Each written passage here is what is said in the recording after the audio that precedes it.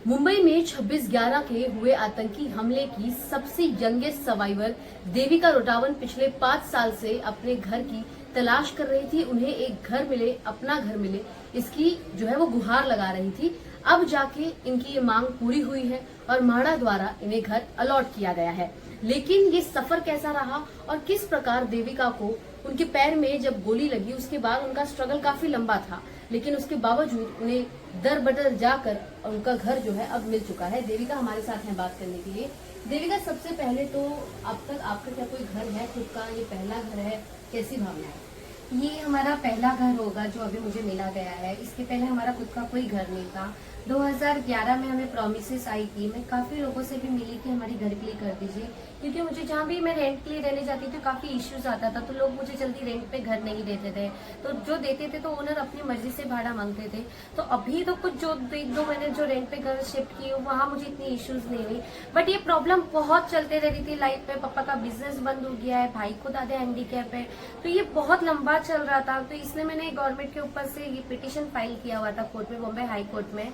2020 में ये petition file की गई थी। 2024 में जाके ये फाइनली एक्सेप्टेड हो गया और अभी कुछ महीने पहले ही मुझे घर मिला गया है। जैसा आपने बताया कि पापा का बिजनेस आपके ठप हो गया, आपके भाई भी जो है कुछ चीजों से जूझ रहे हैं। जब कसाब को आप आइडेंटिफाई करने जा रही थी, तब भी आपके जो रिश्तेदार उन्होंने आपका साथ छोड़ दिया था। महज आप, आपके पिता, आपके भाई जो है अकेले पड़ गए थे। वो दौर को जरा बताइए, किस प्रकार आप लोगों ने वो समय निकाला? घर मिलना कितनी बड़ी समस्या बन चुकी थी इस समय? घर मिलना बहुत बड़ी मुश्किल हो गई थी हमारे लिए उस टाइम पे। जैसे कि बहुत लोगों ने साथ छोड़ दिया था, परिवार वाले ने। मेरे परिवार में सिर्फ मेरे पापा, मेरे भाई, हम तीनों एक दूसरे के साथ में थे। बाकी जो भी रिश्तेदार थे उन लोगों ने हमारा साथ इसलिए छोड़ दिया था कि उन्हें डर लगता था कोई और आतंकवादी आ गया, हमला हो गया तो हम मरे, आप मरे तो हम क्यों मरे। तो उनके मन में ये डर के कारण बहुत लोगों ने, हमारा ऐसा हो गया था कि हमसे बात नहीं करते थे। वो लोग बात करने के पहले ही डरते थे, सोचते थे क्या बात करें, क्यों बात करें। तो जैसे घर में कोई फंक्शन भी होता था तो भी हमें इन्वाइट नहीं करते। अभी कुछ साल से 2-3 सालों से हमें वो इनवाइट करने लगे हैं, जो अभी बुलाते हैं, बातचीत करते हैं, बट अभी भी कहीं ना कहीं उनके मन में वो डर है।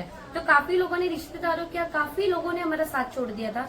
तो ये 26/11 को जो भी 17 साल होने आए, इन 17 सालों में मैंने इतनी प्रॉब्लम फेस की है कि हमने कभी सोचा नहीं था कि ये सब कुछ हमें फेस करना पड़ेगा। अभी देविका, अब जब आपको आपका घर मिल रहा है, कितनी प्रॉब्लम आपकी किस हद तक कम हो जाएगी? क्योंकि आपकी वजह से आपके पिता को भी आज जो है सिक्योरिटी सिक्योर फील करते होंगे, तो घर मिलने से क्या कुछ आसान हो जाएगा आपके लिए?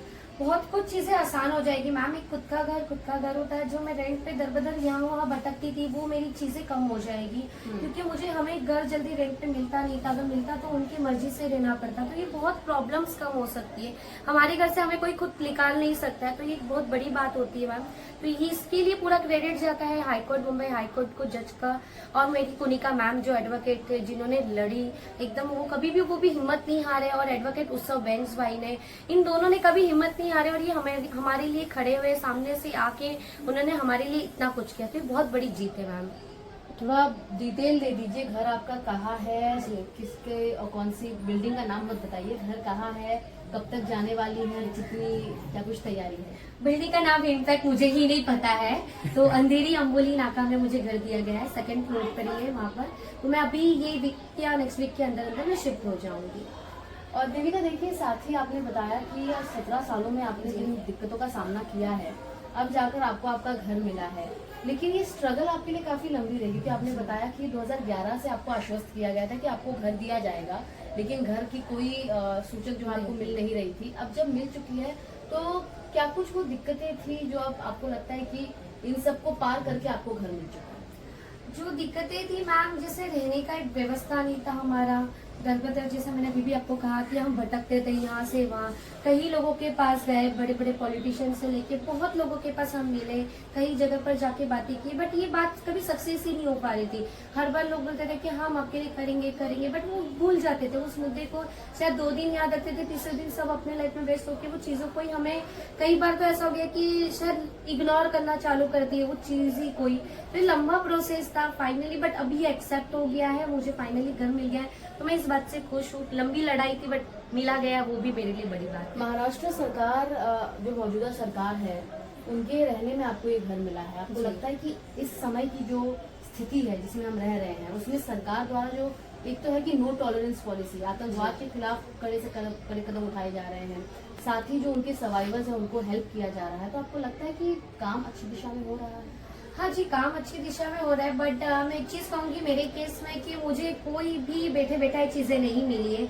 अगर मुझे सरकार से कुछ भी चीज मिली है या मैं जिस चीज के लिए भी अप्लाई की हूँ, तो वो सामने से जाके मुझे लड़ना पड़ा है, जब जाके वो मुझे मदद मिल गई, उसके पहले मुझे नहीं मिली है। नहीं मिले हैं।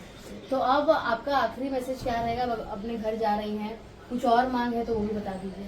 नहीं मैम, ऐसी कोई मेरी कोई मांग नहीं है। मैं सरकार को यही कहूंगी, अब अपने देश के लिए आतंकवाद खिलाफ करने के लिए आप जल्द से जल्द और कानून बनाइए, जिससे सिंदूर जो ऑपरेशन हुआ वैसे और ऑपरेशन करिए, जो आतंकवादी अब भी छुप कर बैठे उन्हें आप खत्म कीजिए। देविका, एक और सवाल ये था, ये मुझे मैंने कल सोशल मीडिया पर भी कुछ जगह पर पढ़ रही थी, लोगों का ये भी कहना है कि आपने वो किस्सा देखा, आपने उसे सहा, आपके पैर में आज भी वो निशान है, वो सबके बावजूद आप आज खड़ी हैं जी, आप ठीक हैं। तो ये जो घर की मांग है, ये तो आप खुद भी एक घर ओन कर सकती थी, खरीद सकती थी, सरकार से ही आप क्यों मांग कर रही है? ऐसा लोग सवाल पूछ रहे हैं आपसे। मैम मुझे एक बात बताइए, 10 साल की जब मैं 9 साल की उम्र में थी तब मुझे गोली लगी। 10 साल 6 महीने की होके गई थी तब मैं कोर्ट रूम गई, जब मैंने कसाब के खिलाफ गवाही दी थी। करीबन मैं 2.5 से 3 साल तक मैं बैसाखी पे चली। मेरी स्कूल लाइफ की इश्यूज हुई, मुझे स्कूल में एडमिशन नहीं दिए जा रहे थे, मेरे पापा का बिजनेस बंद हो गया, मेरे भाई खुद आधे हैंडीकैप जैसे।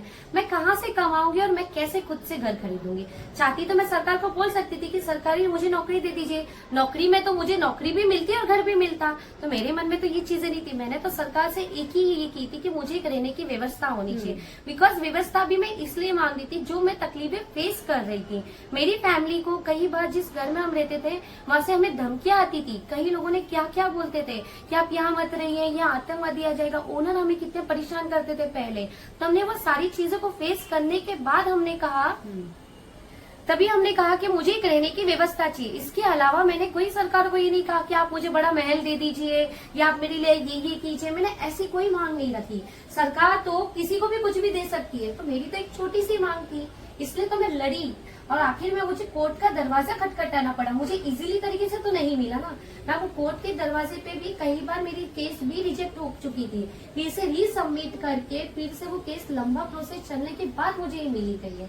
तो जिन लोगों को लग रहा होगा कि ये देविका को इसे थाली में परसा एकदम परोस के दिया गया, तो ऐसा नहीं है। उस थाली के लिए भी मैंने काफी मेहनत की है, लड़ी हूँ। कई लोगों का मुझे कितना कुछ सुनना पड़ा है, जो इजीली एक चुटकी बजा के लोग भी कर सकते थे, उन लोगों ने भी नहीं किया।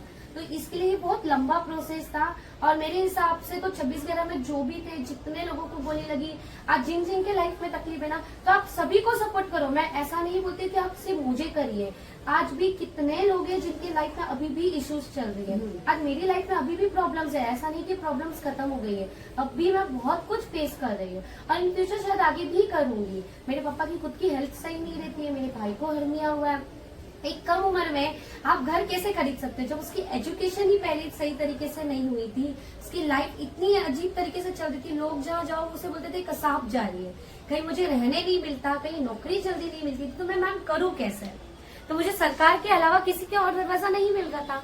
तब तो जाके मैंने कोर्ट के पास गई, जो अपने संविधान में लिखा है वो संविधान के तरीके से चल रही थी। तो आपने एक बात यहाँ पे बड़ी अच्छी कही कि ऐसा नहीं है कि सरकार बस आपको फेवर करे या कर रही है, जितने भी 26/11 के सर्वाइवर है सबको मदद की जाए जी। जो लोग ऐसे भी सवाल उठा रहे थे कि देविका को सब परोसा बना बनाया मिला है, वैसा भी नहीं है। आप कोर्ट जाकर आप लड़ी है, लेकिन साथ ही आपको आईपीएस भी बनना है, आप बता रही थी। उसका क्या स्टेटस है, कहाँ तक पहुँचा है? क्योंकि यदि आप आईपीएस बन गई तब तो आप सबके मुंह पर ताला ऐसे ही लगा देंगे। जी मैम, आईपीएस में ऑफिसर बन गई तो सबके मुंह पे मैं एक जवाब देने के लिए बहुत अच्छी तरीके से रेडी रहूंगी। अगर मैं आईपीएस नहीं भी बन पाई तो मैं अपने देश के लिए कुछ ना कुछ ऐसे बनूंगी जो देश के लिए कुछ कर पाऊं। मैं आईपीएस नहीं बन पाई तो और 10 बच्चों को बनाऊंगी जो आईपीएस बन पाए। जो मेरा सपना अधूरा रहा तो मैं नहीं चाहूंगी कि उनका सपना अधूरा रहे। आज जो मैंने फेस किया एक विटनेस बनने के बाद, जो लाइफ में जितनी सारी तकलीफें देखी, तो मैं नहीं चाहूंगी कि कोई और विटनेस बने जिंदगी में तो उन्हें ये सब प्रॉब्लम फेस करना पड़े। आज लोग इसलिए सामने आने से डरते कि उन्हें ये सारी चीजें फेस करनी पड़ेगी। तो मैं यही सबको कहूंगी कि आप कभी भी अपनी हिम्मत मत हारिए, जितनी भी तकलीफ है, जो भी आए, आप लड़ते रहिए। आप सच्चाई के रास्ते पे तो आपको लड़ते रहना चाहिए।